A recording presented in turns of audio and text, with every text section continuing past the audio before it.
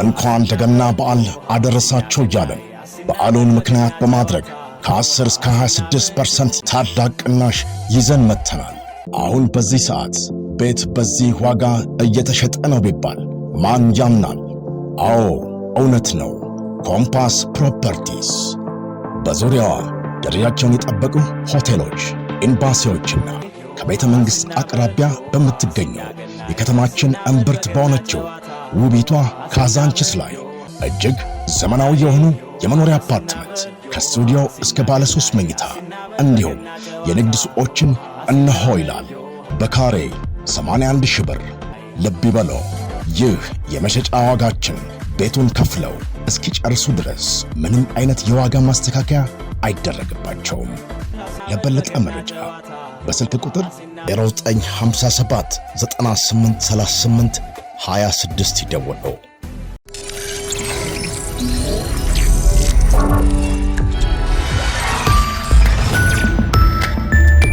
ይህ አዋዜ ነው። የዕለቱን ዋና ዋና ጉዳዮች እንመለከታለን። በላይ በቀለ ነኝ። በኢራን ህዝባዊ ተቃውሞ ተጠናክሮ በቀጠለበት ሁኔታም የሀገሪቱ ጠቅላይ መሪ አያቶላህ አሊ ካማኒ የአንድነት ጥሪ ማቅረባቸው ተነገረ። ዛሬ በብሔራዊ ቴሌቪዥን በተላለፈ ንግግራቸው ካማኒ የአሜሪካ ፕሬዝዳንት ዶናልድ ትራምፕ ወኪል ያሏቸውን ሰልፈኞች አስጠንቅቀዋል። የውጭ ቅጥረኞች በመሆን የአገልግሎት ተቋማት ላይ ጥቃት የሚፈጽሙ ሰልፈኞችን በፍጹም አንታገስም ብለዋል። ሆኖም በመላው ኢራን በተቀጣጠለው አመፅ የተሳተፉ በብዙ ሺህ የሚቆጠሩ የሀገሪቱ ዜጎች በምን ሁኔታም የአሜሪካ ቅጥረኞች እንደሆኑ ግን ለ37 ዓመታት ስልጣን ላይ የቆዩት የ86 ዓመቱ አሊ ካማኒ አላብራሩም። ፕሬዝዳንት ዶናልድ ትራምፕን እጃቸው በኢራናውያን ደም የቆሸሸ ነው በማለት ከሰዋል። ኢራንን ለቀህ በራስህ የውስጥ ጉዳይ አተኩር ብለዋል ፕሬዝዳንቱን።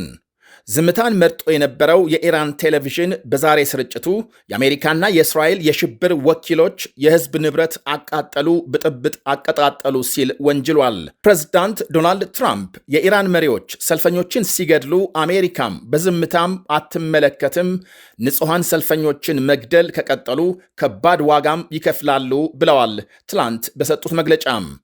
ያም ሆኖ ሰልፈኞች ፎቶና ስማቸውን ከፍ አድርገው እያስተጋቡ ያሉትን የኢራን ስደተኛም የፖለቲካ ሰው ልዑል ሬዛ ፓላቪን ለማነጋገር ፈቃደኛ ሳይሆኑ ቀርተዋል። ዋሽንግተን አሁን በኢራን ያለውን መንግስት የሚተካ ቡድን ወይም ግለሰብን ለመደገፍ ዝግጁ አይደለችም ብለዋል። አያቶላህ አሊ ካማኒ ሰልፈኞች የውጭ ሀገር ፕሬዝዳንትን ለማስደሰት በገዛ ጎዳናቸው እየሮጡ ነው በማለት የሰልፉን ዓላማና ምክንያት ከውጭ ጠላቶች ፍላጎት ጋር አገናኝተዋል።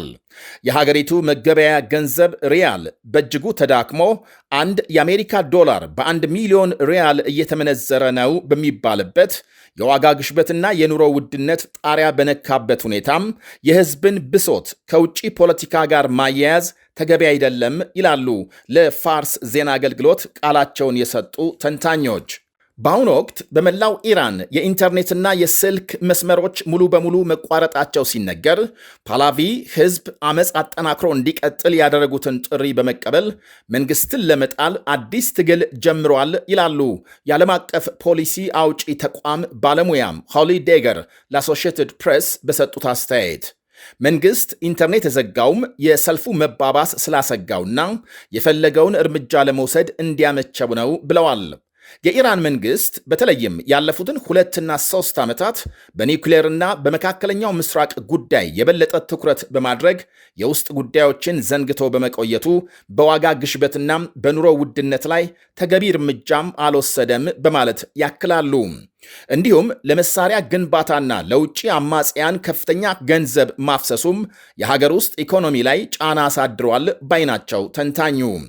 እናም አሁን ኑሮ የከበደው ህዝብ ሲብስበት አደባባይ ወጥቶ ተቃውሞ መግለጹ በየትኛውም ዓለም የተለመደ ሲሆን የህዝብን ብሶት ሌላም የዳቦ ስም እየሰጡ ለመጨፍለቅ መሞከር ለጊዜው ካልሆነ በቀር ዘላቂ መፍትሄ አያመጣም ብለዋል።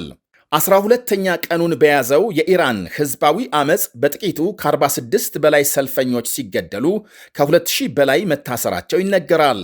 በቴሄራንና በሌሎች አካባቢዎች ተዛምቶ በቀጠለው በዚህ አመፅ በርካታ የጸጥታ ኃይል አባላት መገደላቸውም ተመልክቷል።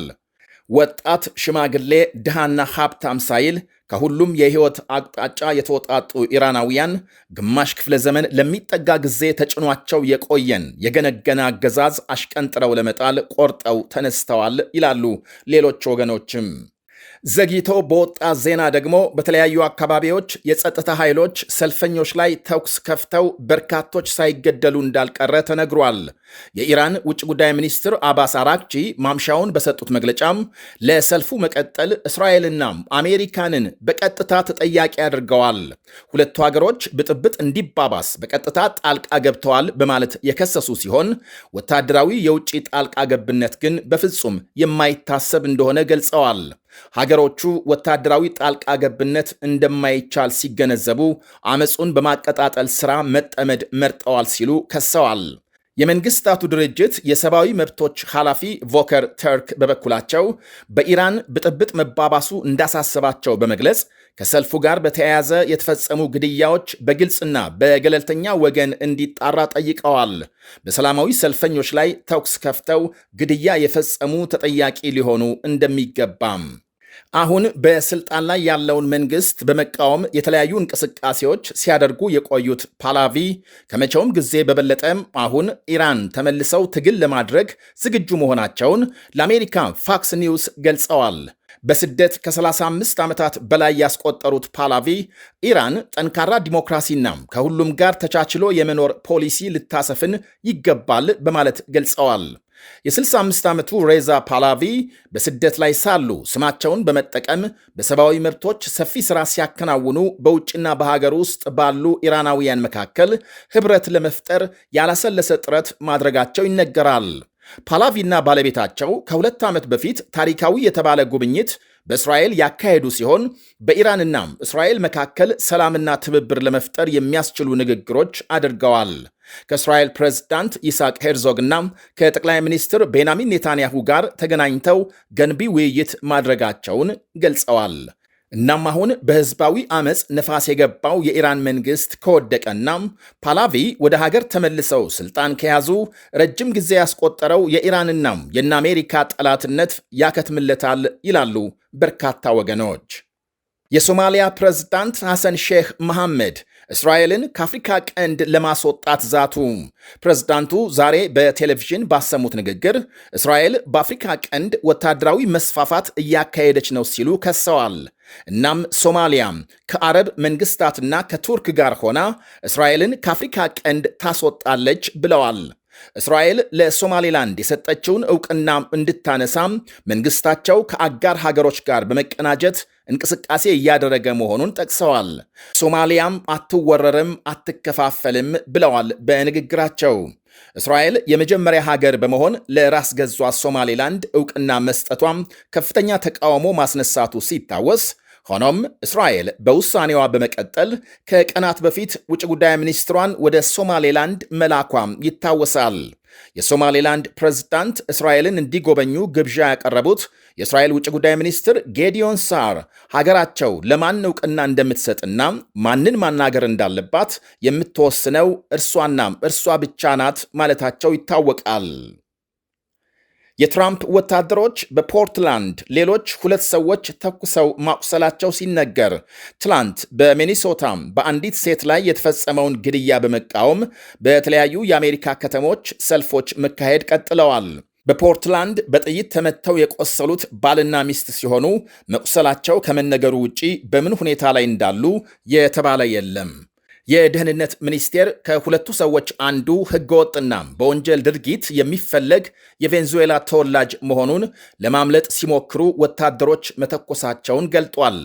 ትላንት በሚኒሶታም ሪኔ ኒኮል ጉድ የተባለች የ37 ዓመት ሴት በአንድ ወታደር መገደሏን ተከትሎ ከፍተኛ ቁጣ መቀስቀሱ ይታወሳል። ገዳይ ጆናታን ሮስ ይባላል። በደህንነት መስሪያ ቤት ለ2 አስርት ዓመታት ገደማም መስራቱ ሲነገር ከ6 ወራት በፊት በተመሳሳይ አንድ መኪና አስቁሞ ለማናገር ሲሞክር በተፈጠረ ግብግብ ክንዱ ላይ ቀላል ጉዳት አጋጥሞት ነበር ተብሏል። ያኔ ግብግብ በገጠመው ሰው ላይ የኤሌክትሪክ ማደንዘዣ መሳሪያ ሲተኩስ ዛሬ ከ6 ወራት በኋላም በእውነተኛ ጥይት የ3 ልጆች እናት ሕይወት ቀጥፏል። ግድያውን የሚያሳይ ቪዲዮ ከወጣ በኋላም በመላው አሜሪካም ከፍተኛ ተቃውሞ ሲቀሰቀስ ፕሬዝዳንቱና ሌሎች ባለስልጣናት ግን ራስን የመከላከል እርምጃ ነው በማለት ወታደሩን ለመከላከል ሞክረዋል። ይህ አዋዜ ነው። ጋጋሪዎች ነን። አሁን ላይ ምግባችን ከሚሰጠን አስፈላጊ የሰውነት አበልጻጊ ቫይታሚኖች ባለፈ በእጅጉ የሚያሳስበን የምግብ ዝግጅትና አቀራረብ ሂደት ጤናማነት ነው። ጋጋሪዎች ነን። ለዛም ነው ለእንጀራችን ከፍተኛውን ጥንቃቄ የምናደርገው።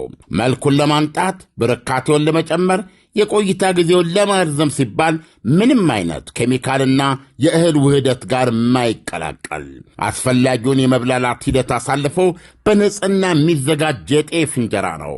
በፕላስቲክ ታሽገው የሚቀርቡ ምግቦች ለምርቱ ተብለው በተሰሩ ማሸጊያዎች ፉድ ግሬድ ፕላስቲክ ካልታሸጉ ለካንሰር፣ ለጉበት፣ ለኩላሊት በታዳጊዎች ላይ ሁለንተናዊ አስተሳሰብና እድገት ላይ ከፍተኛ ውስንነት እንደሚያስከትሉ የዓለም የጤና ድርጅት አስታውቋል። ለዚህም ሲባል ጋጋሪ በዱባይ ሙኒሲፓሊቲ ማረጋገጫ ያለፈ የዩኤኢ ኳሊቲ ማርክ ሰርቲፊኬት ፉድ ግሬድ በተሰጠው ለምግብ ማሸጊያነት የተመረጠ ፕላስቲክ ማሸጊያ የተዘጋጀ ነው። ንፋስ ሳይገባው ቃናና መዓዛውን ሳያጣ በነጭና በቀይ ጤፍ በሁለት አማራጭ ታገኙታላችሁ። ከአክብሮት ጋር ነው ይህን የምነግሮት። አዎ ያሻግታል፣ የጤናማ እንጀራ ባህሪው ስለሆነ። በማሸጊያው ላይ በግልጽ ከተቀመጠው ከ3 እስከ 4 ቀናት በላይ እንዳይጠቀሙ። በጋጋሪ ትሬዲንግ ተመርቶ በዳኒዳን ጄኔራል ትሬዲንግ የሚቀርብ ሲሆን በአልበረሃ በዳኒዳን ሚኒ ማርትና በዱከም ሬስቶራንት ውስጥ 24 ሰዓት ያገኙታል። በቅርቡ በሁሉም የተባበሩት አረብ ኤሚሬቶች ከተሞች የምንገኝበትን አድራሻ የምናሳውቅ ይሆናል። በጋጋሪዎች የቀረበ ጋጋሪ ንጹሕ እንጀራ። ምርትና አገልግሎቷን በአዋዜ ላይ ያስተዋውቁ። ለጥራች እንታመናለን። በስልክ ቁጥሮቻችን ይደውሉልን። አዋዜ ዓለምነህ ዋሴ ዜና